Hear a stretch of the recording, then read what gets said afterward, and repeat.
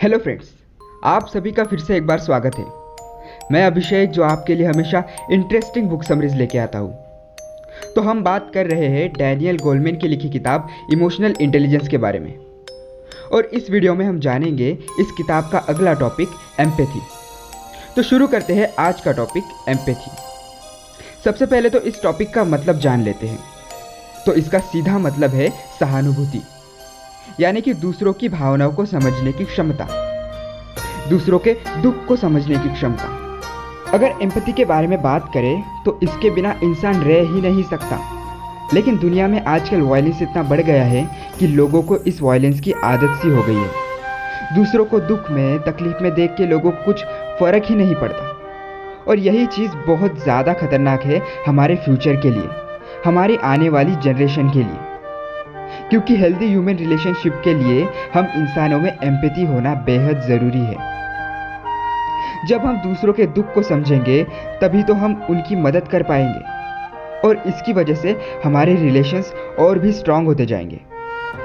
लेकिन अच्छी खबर यह है कि हम एम्पैथी को इम्प्रूव कर सकते हैं। बस कुछ बातें हैं जिन पर आपको थोड़ा ध्यान देना पड़ेगा। पहली बात, ऑब्जर्व अदर। दूसरों को ऑब्जर्व कीजिए। अक्सर हमें पता ही नहीं चल पाता कि हमारे फ्रेंड्स या फैमिली क्या फील करते हैं। हम उनकी फीलिंग की परवाह ही नहीं करते। लेकिन उनके साथ थोड़ा टाइम स्पेंड करके हम ऑब्जर्व कर सकते हैं कि किस सब्जेक्ट को लेकर उनकी फीलिंग क्या है, किस बात से उन्हें दुख होता है और किस बात पर वो खुश होते हैं। दूसरी बात, अंडरस्टैंड अदर्स। दूसरों को समझो। अब हमने ऑब्जर्व तो कर लिया, लेकिन ऑब्जर्वेशन के बाद उस चीज़ को समझना भी उतना ही ज़रूरी है। किसी इंसान से बात करने के बाद खुद से ये पूछे, इस इंसान को क्या फील होता होगा, इसके इमोशन क्या होंगे। इस टेक्निक को साइंटिफिक लैंग्वेज में कॉग्निटिव पार्ट ऑफ एम्पैथी भी कहा जाता है। तीसरी बात है रेजोनेट अदर्स। ये लास्ट और मोस्ट इम्पॉर्टेंट पार्ट है। दूसरों के साथ सही तरीके से रेजोनेट करने के लिए आपको उनकी जगह खुद को रख के सोचना होगा।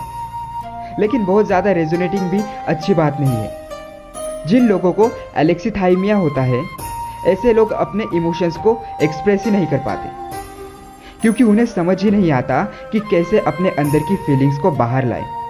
लेकिन हम सब भी कभी ना कभी ये चीज़ एक्सपीरियंस करते हैं। बट ऐसा कितनी बार हुआ है कि आपको कुछ फील हुआ लेकिन आप उसे बोल ही नहीं पाए।